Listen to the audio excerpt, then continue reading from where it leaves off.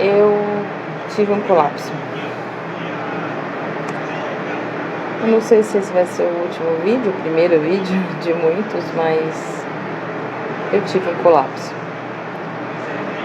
Um colapso onde o meu cérebro não conseguiu associar algumas informações que eu tive nesses últimos dias. E a única coisa que eu queria era que essa dor sumisse. É uma dor muito funda, é uma dor muito dentro de mim, dentro da minha alma, que fez eu não me enxergar mais. Sim, eu tô falando de descobrir a verdade sobre uma religião que a gente achava que era verdadeira e que era cheio de amor, e amor cristão e amor de Jesus. Mas não foi bem assim. Eu sou batizada há algum tempo, conheço o Testemunho de Jeová há muitos anos e sempre estive acreditando em tudo que me falavam. Eu sempre fui muito questionadora, sempre questionei algumas coisas, mas eu nunca realmente questionei decisões de homens. Eu sempre achava que, como era guiado pelo Espírito Santo de Deus, eu achava que aquilo era verdade e nada mais importa. Eu estive lá dentro com tanta certeza de que eu tinha achado a verdade, que quando eu descobri a realidade, não é bem isso. Eu não estou aqui incentivando as pessoas a saírem ou a deixarem de amar a Deus. Eu estou aqui para contar o que eu passei, quais foram os meus relatos. Bom, a começar pelos meus genitores. A minha genitora, ela é uma testemunha de Jeová batizada. Eu não sei se ela ainda prega ou alguma coisa assim, se ela ainda continua ativa. Eu tenho muitos anos que eu não falo com ela, mas ela sempre foi muito bem vista dentro do Céu Novo Reino, sempre fui muito generosa, mas dentro de casa era uma pessoa completamente diferente, a ponto de inventar situações a meu respeito e muitas mentiras.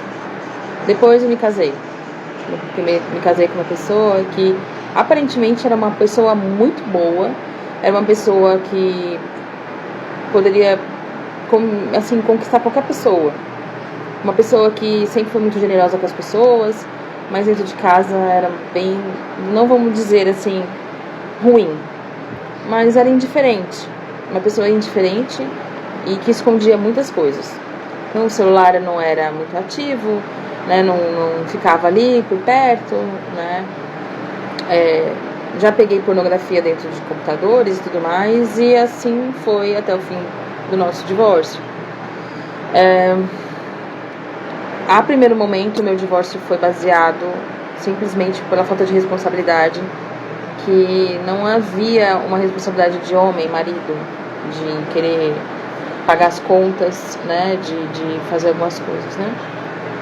Lembrando que, quando você é casado dentro da organização, você não pode negar muitas coisas e você sabe do que eu estou falando. Então, aquilo se chama abuso. Vocês sabem, né? Abuso. Esse abuso, ele pode estar dentro da casinha do...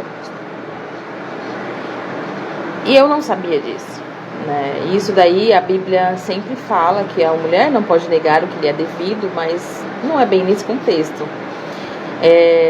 O texto isolado, obviamente, vai dar a impressão de que você é obrigado a fazer tudo, a fazer o que você não quer. E era isso que acontecia. Eu já estava com uma depressão bem avançada, pelo fato de eu ter uma mãe narcisista e ter descoberto há pouco tempo. Então, eu já estava com um processo de luto, porque eu não teria mais contato com a minha mãe, eu não teria mais aquela esperança de que a minha mãe fosse uma mãe boa. E daí, assim, comecei a perceber que havia muitas mentiras, as pessoas começaram a se distanciar de mim. E essas pessoas que começaram a se distanciar, a gente tinha esse desabafo com o meu marido, né? E eu falava pro meu marido, né? Até então, falava pra ele, olha, fulana de tal não quer falar comigo, né? E ele falava assim, eu tô falando pra você mudar o teu jeito, que você não gosta das pessoas, que você é culpada. Tanto que seus pais não gostam de você. E é por isso que as pessoas não gostam de você também. Você precisa mudar. Você é isso, você é culpada. Meu filho ficava doente, por exemplo. Tá vendo? Você é a culpada disso. Por que você não muda? Tá vendo como você muda de opinião? Quando você muda de cabeça? Quando você... Isso... Imagina você ouvir por 9 anos isso, né? A mesma coisa com a minha cachorrinha, por exemplo. Ela ficava doente, ela ficava deprimida, ela ficava num dia ruim. Não queria papo com ninguém, né? E a culpa era também minha, porque o meu estado de espírito mudou. Então a culpa de todo mundo estar de pá virada no dia era a minha culpa, né? E quando eu comecei a fazer terapia, ele começou a falar para os anciãos que eu não estava fazendo terapia, que eu não queria tratamento. E depois eu fiquei sabendo por muitas vezes, inclusive até áudios dele mesmo, dizendo que eu era uma narcisista igual a minha mãe. Eu era uma pessoa horrível que tinha agredido ele. E não, isso nunca aconteceu. Eu vou dizer, eu acreditei nisso. Aquela frase que quando você conta uma mentira várias vezes você acaba acreditando. Então, eu acreditei nisso. Eu acreditei que eu era ruim. Eu acreditei que eu era a pessoa mais problemática. Acreditei que eu não merecia o amor de Jeová. Eu acreditei de que tudo aquilo que eu precisava fazer na minha vida de mudanças, eu teria de só eu mudar. Todo mundo estava perfeito, menos eu. Então aquilo foi muito, muito difícil de eu entender do porquê eu tenho que fazer aquilo. E é um baque tão grande que eu precisava de uma prova concreta para mim me apoiar. Foi onde eu fui viajar. E nessa viagem eu falei para ele que eu ia ficar em 8 dias, 7 dias. A gente ainda não tinha separado, mas eu voltei antes do tempo combinado. Eu voltei, se não me engano, em 5 dias. Eu não me recordo muito bem, mas é mais ou menos isso. E daí eu achei aquela pílula azul bem conhecida.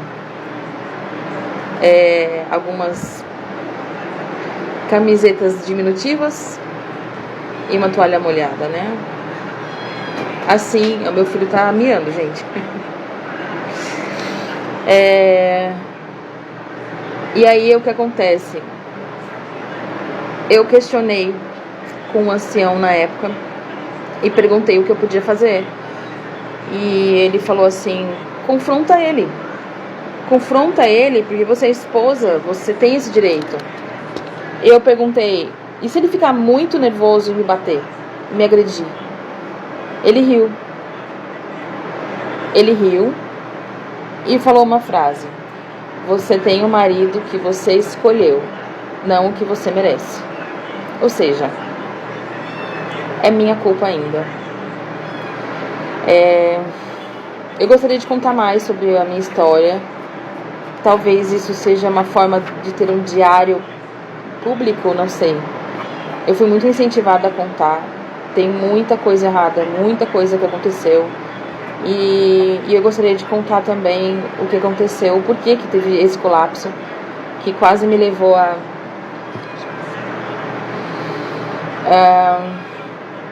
eu ainda estou em tratamento, estou em observação com psiquiatra, e isso vem de muitos anos, e eu preciso mesmo de tirar isso dentro de mim, porque eu sei que são injustiças. Eu não estou falando que aqui eu estou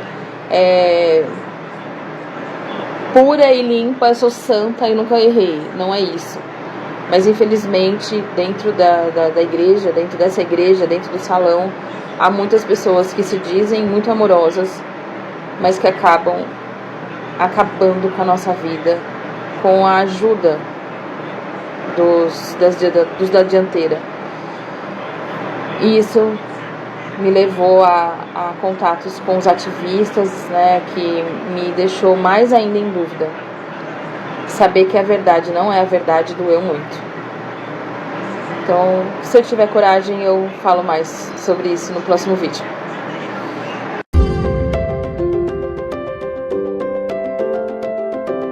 Inscreva-se no canal, deixe o seu like, compartilhe o vídeo, faça a sua parte para ajudar outros.